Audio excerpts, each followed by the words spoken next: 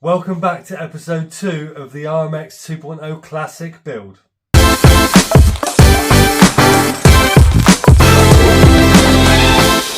In this episode, we assemble and install the rest of the front end of the chassis. This includes the front upper arms, the front bulkhead and the steering assembly. Let's get into it. Next we have bag 2. Let's get this opened up. Now that we've got everything deburred and organised, we can move on to putting together the front upper control arm assembly, which consists of the 2 upper control arms, the main upper bulkhead, which attaches to this lower part, and then this part here attaches and braces for the connection of the 2 main ribs that go to the back of the chassis. These parts are also contained in bag number 2, but they'll be used for the next few stages, so just put them to one side. To start off with, let's get these front control arms all built up. First thing to note is the when you're screwing in this part here, I screwed it in too far and didn't leave a great deal of thread on the end.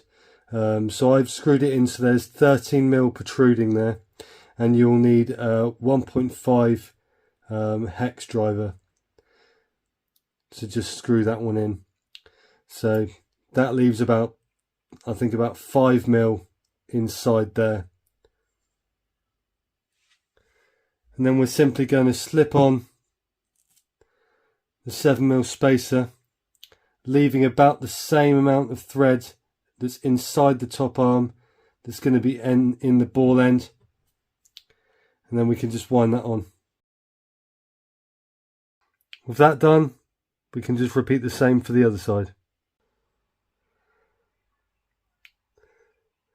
Next thing to mention is that these arrows are pointing at the bottom and inwards on these bushes either side. The rod that holds the control arm will be going in the bottom outer hole there, and then that inside middle hole, the grub screw will going to be going along there to make sure that pin doesn't come out of place.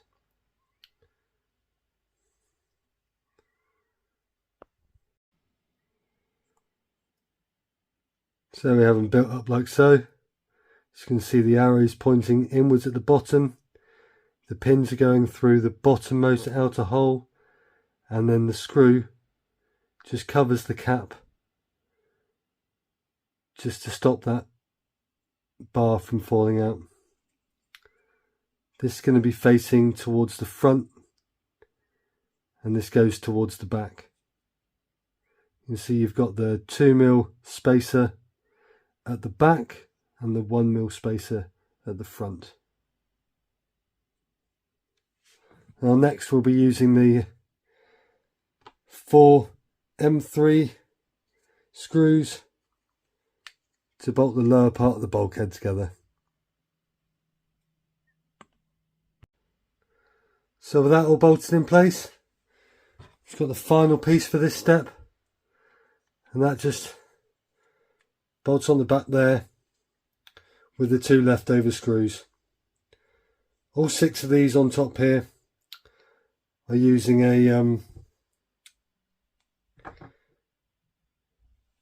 2mm Allen. The rear 2 are countersunk, and then the 4 holding the main part of the bulkhead on are button head ones.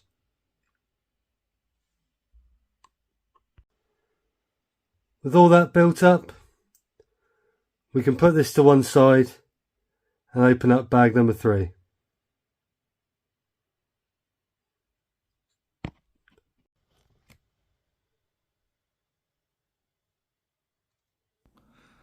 Now with everything all organised, we are good to start assembling the steering assembly.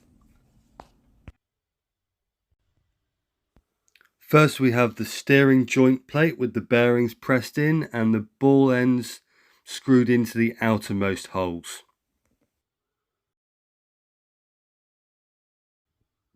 Then we have steering arm A with the bearings pressed in, and yet again ball end will go onto the furthest hole on the end there.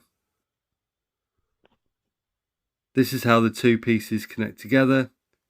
Various ways that you can screw them in together depending on what your servo arrangement is going to be. The ball end will go on the outer hole here. You can see the other one is on the outer hole on the other piece.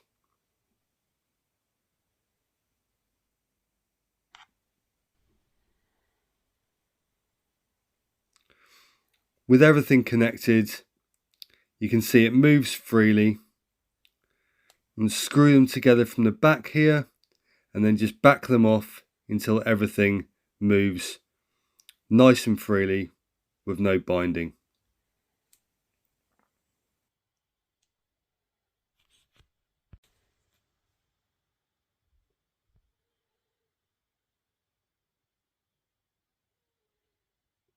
The steering post pressed into the steering arms A and B with these long screws. We are ready to install into the bulkhead.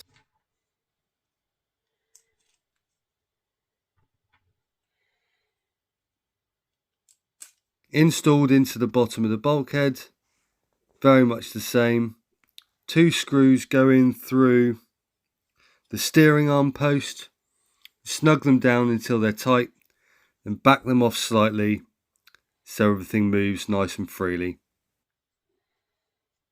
You can see the mounting holes, which will come from under the deck with the 3mm Allens.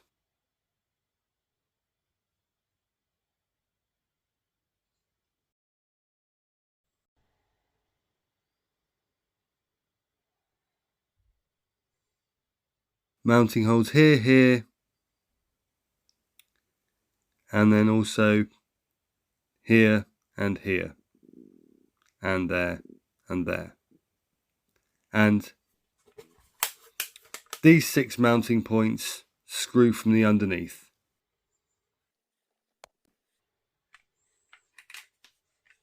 Now that everything's screwed in, the front assembly is all together, and we are ready to move on to the installation of the servo. I've chosen the Oniseki high-speed digital servo. With the appropriate servo horn chosen, you can make sure everything is in line.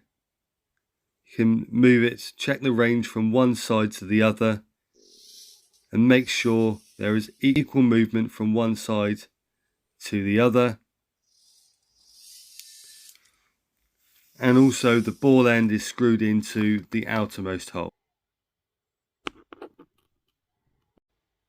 With the servo screwed into place,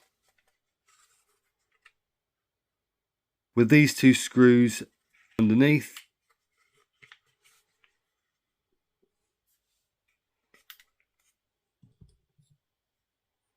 both the mounting points here and here, and here and here and here, hold the bulkhead on, and the servo bolt in here and here.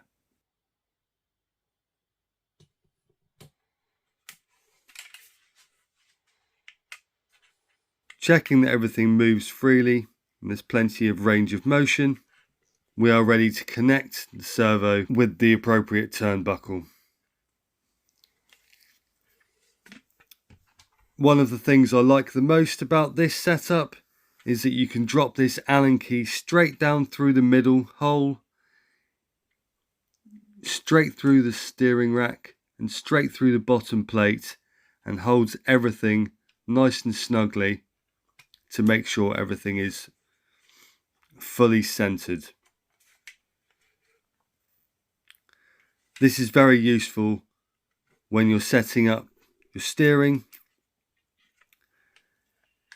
and also very useful when you're setting up the alignment. With everything all connected, that is the front end ready to go. With the front end all installed, the chassis is really starting to take shape, and next episode we move on to bags 4 and 5. I can't believe that this channel is nearly at 500 subscribers, so please smash that like button, drop a comment below and make sure that you ring that bell.